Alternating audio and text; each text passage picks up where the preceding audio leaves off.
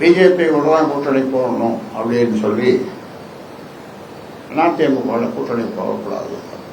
இப்போ அதிமுக கூட்டணி போயிருந்தால் நாங்கள் ஒரு 3 இடம், நாங்கள் குறைஞ்சது 3 இடம் ஜெயிச்சிருப்போம். அவங்க ஒரு 6-7 இடம் ஜெயிச்சிருப்பாங்க அதிமுக.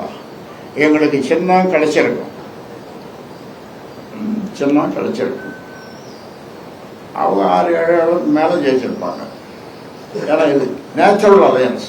அதிமுக பாட்டாளி மக்கள் கட்சின்றது ஒரு இயற்கையான கூட்டணி. அந்த காலத்தில் நேச்சுரல் அலையன்ஸ்னு சொல்லுவாங்க. அந்த மாதிரி எல்லாம் பேசி முடிச்சுட்டு கடைசியில் இந்த கால அன்புமணி பிடிச்சினாங்க. இந்த தொடைய அந்த பக்கம்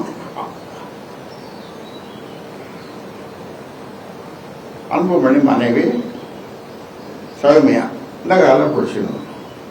2 பேரும் அழறாங்க. எதுக்கு அழறாங்க? பிஜேபியோட கூட்டணி போகணும்.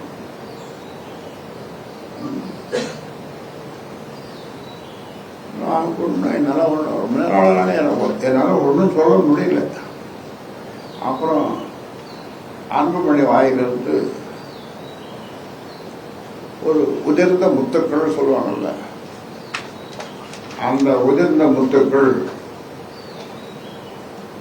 உதிர்ந்து இதை நீங்க ஒத்துக்கலன்னா எழுப்பா, இதை ஒத்துக்கலன்னா நீங்க தான் எனக்கு கொள்ளி வைக்கணும், நீங்க தான் எனக்கு இந்த பக்கம் இவரு தொடைய புருஷனால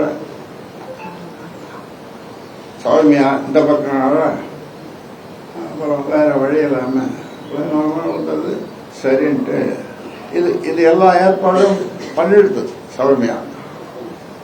பிஜேபியோட கூட்டணின்றது பிஜேபியோட கூட்டணின்ற ஏற்பாட்டை அண்ணாமலையோட பேசி எல்லாம் மறுநாள் காலையில் பார்த்தா அவங்க வெளியில பாரத் மாதா கே ஜெய், பாரத் மாதா கே ஜெய்னு ஒரு கோஷம் அங்க கேட்குது.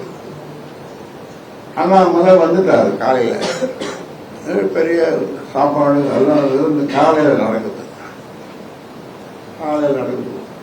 எனக்கு தெரியாமே நடக்குது.